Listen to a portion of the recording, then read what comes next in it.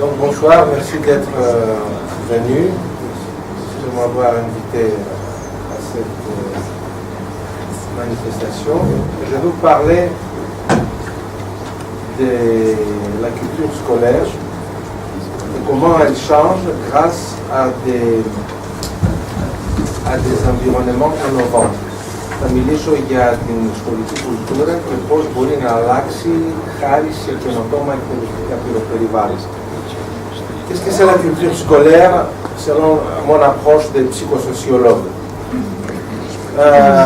À l'école se produit un ensemble de faits culturels propres à la vie scolaire qui se situent en dehors du programme de cours, en dehors du programme analytique. Donc ça, c'est une culture qui est acquise à l'école et qui contient un réseau de signification, un réseau qui contribue à la formation de l'expérience vécue des élèves et des enseignants.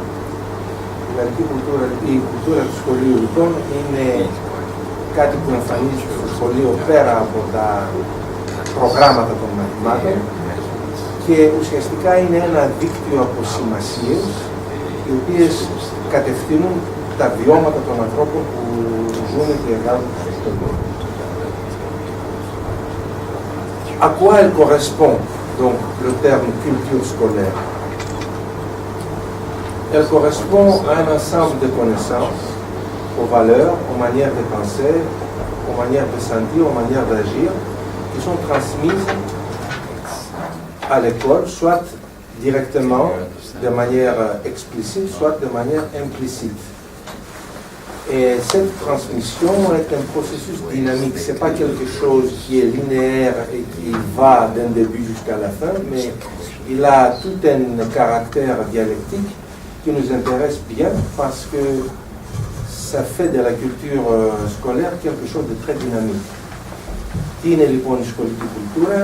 Είναι ένα σύνολο που περιλαμβάνει τις γνώσεις, τις αξίες, καλό, κακό, ωραίο, άσχημο, επιτρεπτό, απαγορευμένο κλπ. Τρόπους του σκέπτεστε, τρόπους του αισθάνεστε και τρόπους του ενεργεί. Και αυτά όλα μεταδίδονται και λειτουργούν με τρόπο δυναμικό, δεν είναι κάτι το γραμμικό και το στατικό η σχολική κουλτούρα, πράγμα που μας ενδιαφέρει ιδιαίτερα. Parce que la culture scolaire, c'est un système finalement, selon cette approche. Ce n'est pas quelque chose composé des facteurs disparates, mais c'est un ensemble composé de facteurs qui sont interdépendants et interagissants. Είναι ένα σύστημα της σχολικής κουλτούρα που αποτελείται από στοιχεία που είναι αλληλεξαρτώμενα και αλληλεπιδρόμενα. En tant que système, donc, selon la théorie des systèmes, elle est organisée en deux sous-systèmes qu'on appelle structures. C'est une structure de participation et une structure d'activité. Ça veut dire que les actions et les phénomènes qui sont contenus dans la culture scolaire peuvent être classés en deux sous-catégories qu'on appelle structures, qui sont liées entre elles. C'est la participation et l'activité. Ce qui était très intéressant, c'est que ces structures sont appropriées par les acteurs, c'est-à-dire les élèves et les enseignants, et sont mobilisées dans leur esprit de manière inconsciente. Et ce qui est très intéressant, c'est de voir cette figure à la fin en bas de la carte, où l'école transmet et essaye de formuler la culture scolaire, et ensuite, ces actions vont aux acteurs, élèves et enseignants. Mais ceux-ci, comme les reçoivent, ils ne les encaissent pas telles quelles, mais en revanche, ils se les approprient en les transformant. Donc, c'est un processus dialectique qui est très intéressant parce que ça montre que la culture scolaire, c'est quelque chose de changeable, parce que dynamique. Δεν μου αντρέ.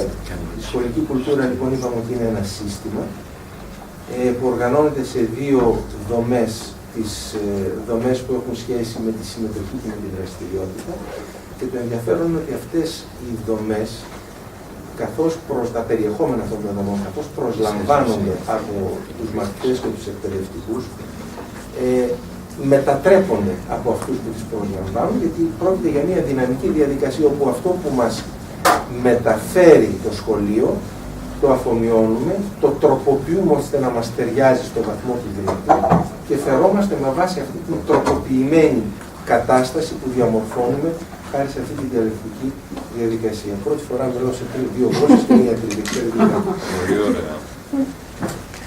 Et ce qui nous intéresse en particulier, c'est qu'est-ce qu'on va faire de cette culture scolaire, pourquoi elle nous intéresse. Ce qui nous intéresse, c'est de voir comment on peut intervenir. Elle a changé dans une orientation qui va rendre l'école bien plus moderne, bien plus contemporaine, bien plus dynamique, bien plus pluriculturelle qu'elle est en ce moment.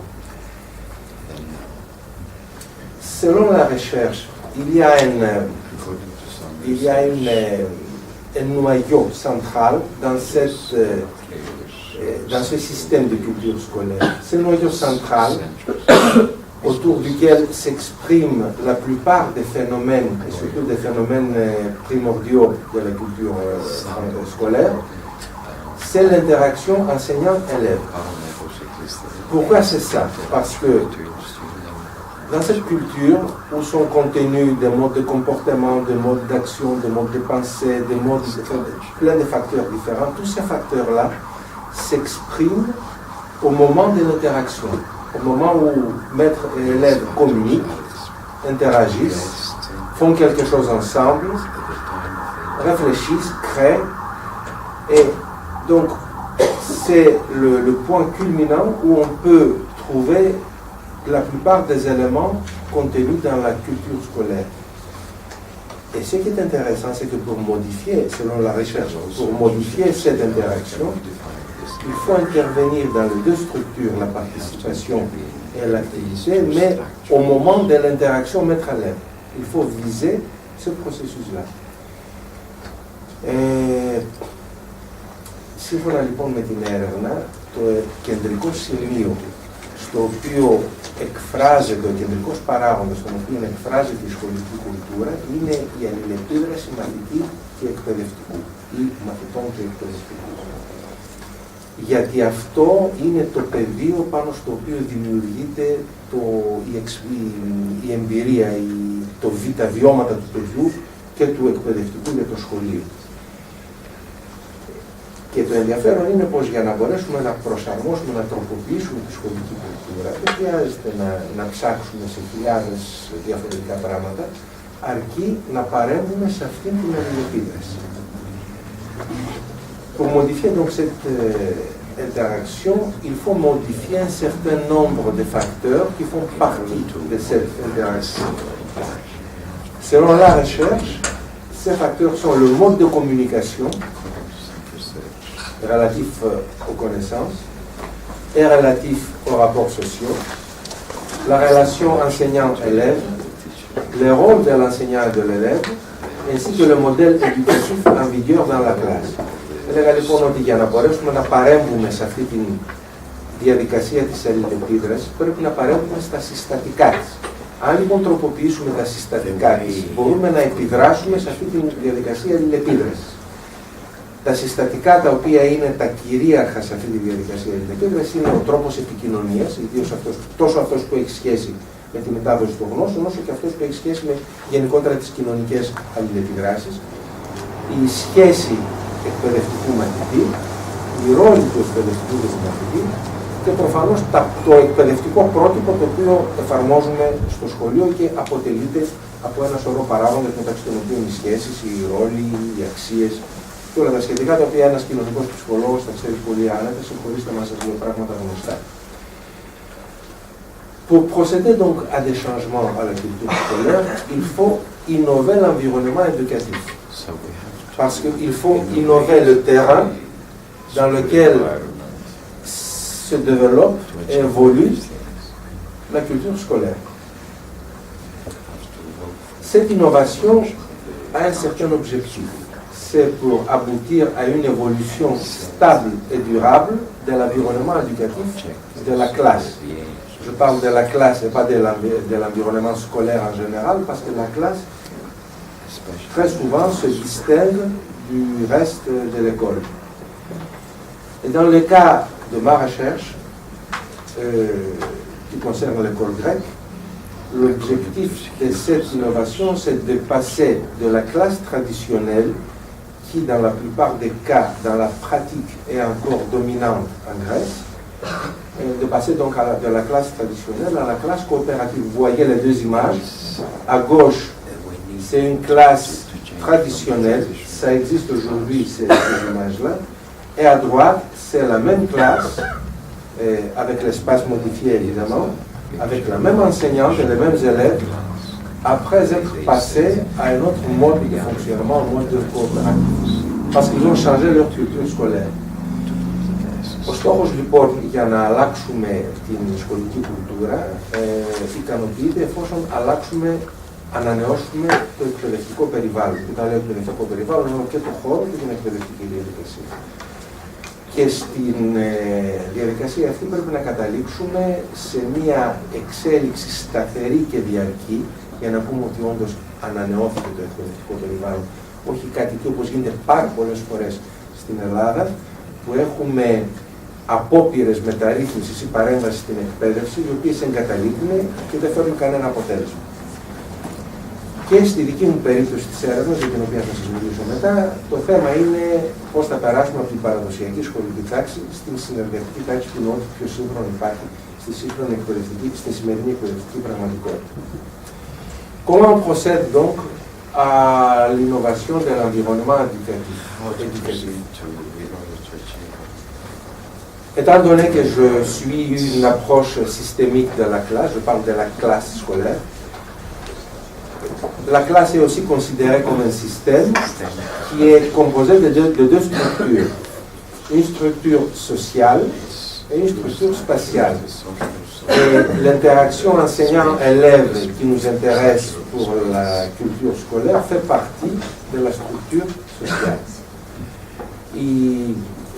Η ανανέωση λοιπόν του εκπαιδευτικού περιβάλλοντος, η μεταμόρφωσή του σε ένα καινοτόμο περιβάλλον, ακολουθώντας μια συστημική προσέγγιση, γίνεται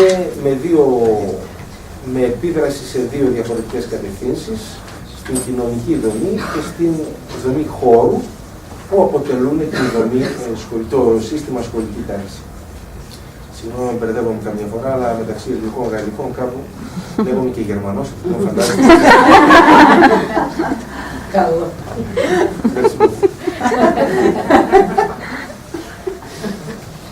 Alors, on a les deux structures qu'il faut changer pour changer l'environnement éducatif. Il faut marquer que l'action sur les deux structures